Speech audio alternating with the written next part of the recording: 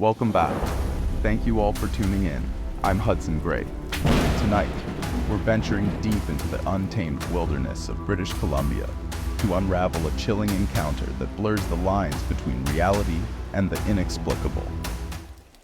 This isn't just a story, it's a harrowing first-hand account of survival against an unknown entity. A tale that will make you question what truly lurks in the uncharted corners of our world. After hearing this, you might think twice before dismissing the legends whispered among those who dare to tread where few have gone before. The abduction of Albert Ostman. In the summer of 1924, seasoned prospector Albert Ostman set out on a journey that would forever alter the course of his life. Drawn by tales of a lost gold mine near Toba Inlet, Ostman was no stranger to the wild. He was rugged, experienced, and skeptical of the campfire stories told by loggers and indigenous peoples, stories of giant, hairy creatures roaming the mountains. He brushed them off as mere folklore, the product of overactive imaginations fueled by isolation. After hiring a local indigenous guide to take him partway, Ostman ventured deeper into the wilderness alone. The guide had warned him, cryptically mentioning the mountain devils and advising caution. Ostman laughed it off, attributing it to superstitions. He set up his camp in a secluded spot, nestled between towering cedar trees and rugged cliffs, a place untouched by civilization. The first few nights were uneventful, but on the third night, strange things began to happen. He noticed that his supplies were being disturbed, items were moved, food missing. At first he suspected it was a sneaky animal, a raccoon, or maybe a bear. Determined to catch the culprit, he stayed awake, rifle in hand, but the night remained eerily silent. On the fourth night, exhaustion overcame him. He crawled into his sleeping bag with his boots on and his rifle by his side. As he drifted into a restless sleep, he felt a strange sensation, a numbness spreading through his body, as if the very earth was shifting beneath him. He awoke to the realization that he was being carried, still in his sleeping bag, slung over a massive shoulder like a sack of potatoes. The motion was steady but swift. The sound of heavy footfalls crunching the underbrush echoed in the darkness. Panic surged through him, but he was immobilized, whether from fear or some unknown force. His rifle and belongings were clutched tightly against him inside the bag. After what felt like hours, the movement stopped. He was unceremoniously dumped onto the ground.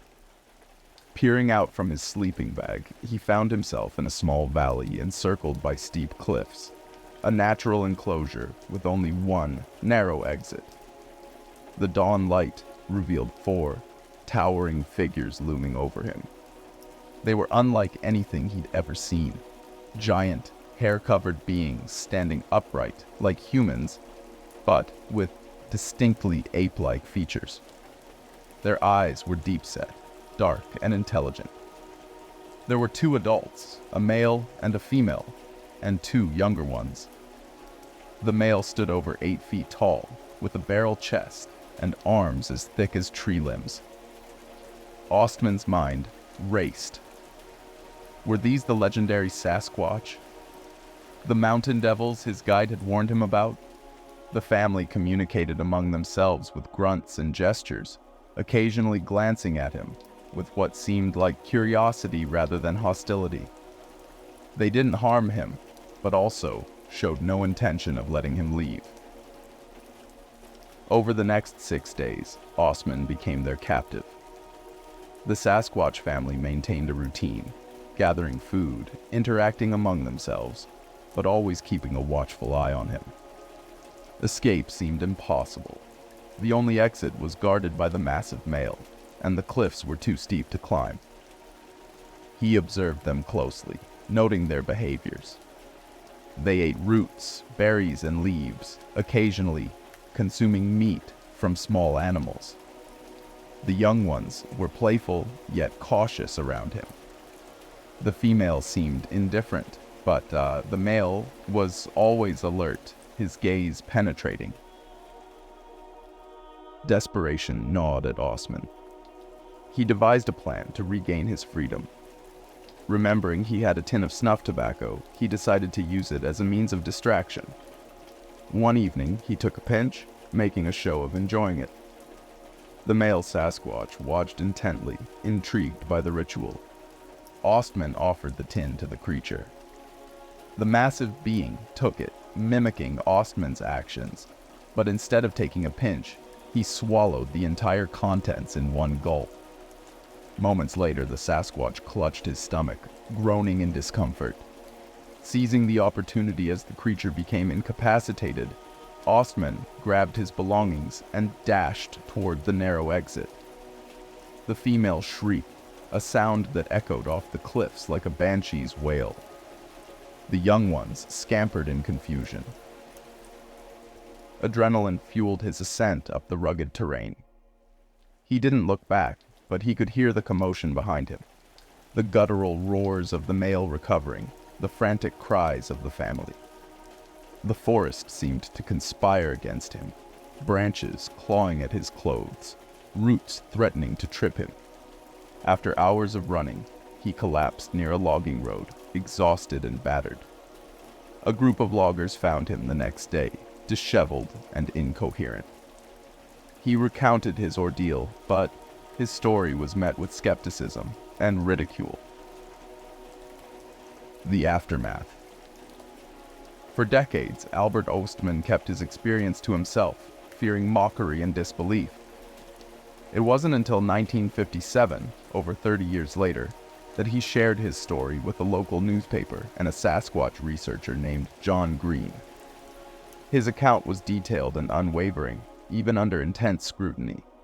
Skeptics questioned the veracity of his tale, pointing out inconsistencies and the lack of physical evidence. But Ostman never wavered. He described the creatures with intricate detail, their physical characteristics, behaviors, and even their language of grunts and gestures.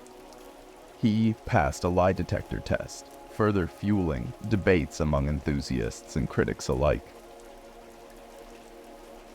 Some believe that Ostman stumbled upon a hidden truth, a remnant of a species unknown to science. Others dismiss it as a fabricated story spun by a man seeking attention. Yet, those who venture into the depths of British Columbia's wilderness often report unsettling feelings of being watched, of shadows moving just beyond sight. Perhaps there are places in this world where legends breathe, where the veil between the known and the unknown is thin. Albert Ostman's account remains one of the most compelling and detailed stories in cryptid lore, a narrative that challenges our understanding of reality.